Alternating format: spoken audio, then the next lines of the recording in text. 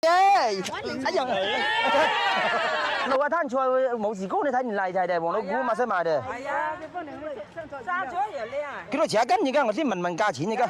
聽佢買啲日作我水魚嘛喎。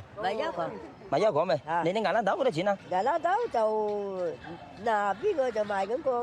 邊人哋買識你人噶啦，你做生意得咁知得個踩檔嘅咩？幾斤人呢？我就係賣8蚊紙個。你做你嘅生意啫嘛。8蚊紙。你係賣幾多就幾多，你賣識講人個。係。係嘛？你講你自己嘅嘢幾靚都得，幾平都得。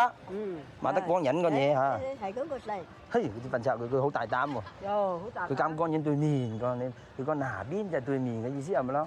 人係幾多就幾多咯。賣得講人嘅嘢㗎啦係嘛？馬講你，我馬講你，我幫你啊，我幫到你啊。我賣俾幾個呢佬，幾個呢佬。我知。生菜又係兩個係唔同，菠菜又兩個香芹。正時啊，你從日賣好似我哋收係5蚊紙雅蘭豆，佢今日好人幾分之地方做年例，就一度貴啲。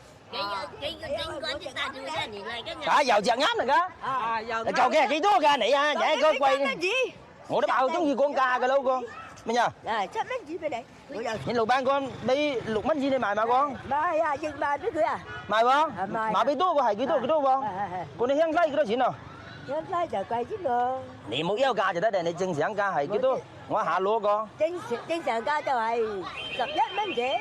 斷啊！都賣到。斷啊！斷就係7蚊。嗱，你芹菜？芹菜又同斷價同一樣。山葱就買嘅，山葱又係咁個。7蚊係嘛？嗱，你菠菜呢？菠菜3蚊。神利。菠菜3蚊。啊，生菜呢？生菜23蚊個，2蚊紙俾你得唔得？生菜有啲苗水噃。曬料嘅噃。嗯。曬料嚟嘅咩？係俾大家指一指啊，係睇得啱就整下攤啊。咦，你攞隻係俾黃老姑睇年例㗎，我俾菜睇年例啊。係啦。合理冇？我睇過文先老闆合理就開工。合理。好合理嘅價，幾多文先就幾啊㗎？打聲招呼大家。喂。哇！因為幾條一下都出去睇我都似冇人安住，好多人啫佢。合理係嘛？出去。好。等我送貨上門得㗎嘛？得，弄啊！嗱頭做年例，你走行嗱頭，不過咁多你父老鄉親嚟，你大家總埋出嚟打工㗎，自己啊！我幾你睇年例？今年喺大家埋出打工，我直接做大老闆嚇，好啊！阿馬應人呢啲係我打工個應，我仲做大老闆。展示下實力咪唔好，唔展示下實力。呢排有啲你天氣唔係幾好，大家注意着多啲衫褲保暖嚇，注意身體健康對嘛？唉，太多人嘅啫，我幾兩日着到衫褲少都有啲咁個。哎呀，真嚟喎！屌，你走啊！你叫你買隻機揞到我隻機嘛。人仔，你去登機啊？就嗰度邊度？係好冷嘅啫，得嚟買清我出嚟嘛。啊！車仔咗，屌！唉，隻嗰啲嘢，哎漏出嘅啦，唉。咁多人知㗎？買幾多？買幾多？好多人嘅㗎，幾多人啊？咋幾多人㗎？咁多人㗎？都擺滿嘅，嗰啲服嚟講我自己我咪控都搶得到。兩粒豆4斤1。哦，4斤1係嘛？嗱，清。係咯，你揾我幾數喎？我4斤1牙蘭豆係嘛？幾多錢一斤啊11蚊。牙蘭豆喎。係啊，係牙蘭豆貴嘅喎。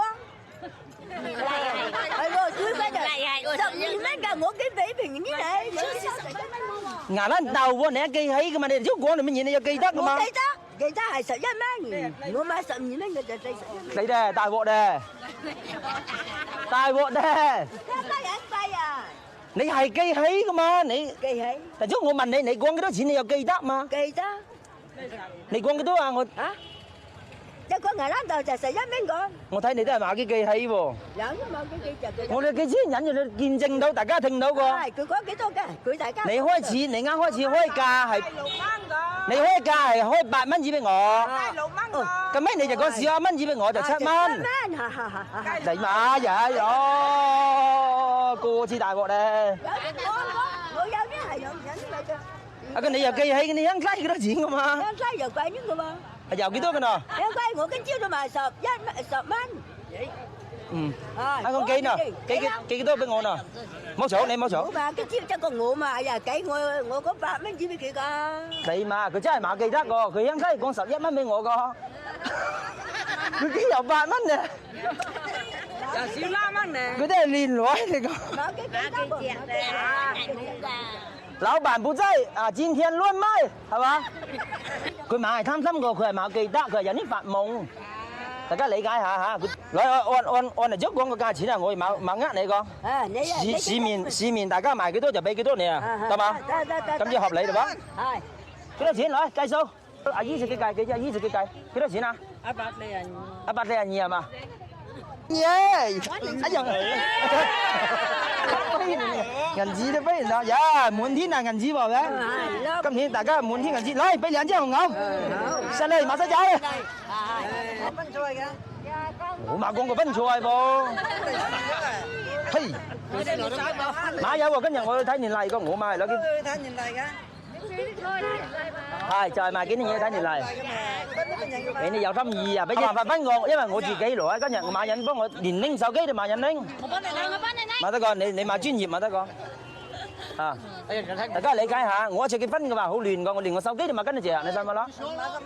有個咪跟住借當人。你冇講冇有喎，我試過一回，我以前淨係自己做過，日日公行你嘅過啊。我就嗰邊賣菜。cha cũng ra trên cái gù đó là cái quanh cái cảm chỉ tao một cái cháu để chỉ cả. Tao này cái cháu. Tôi chỉ cái mài chua cái ngọc phát người ta mua cái thấy là cháu cái mà kia nói đây.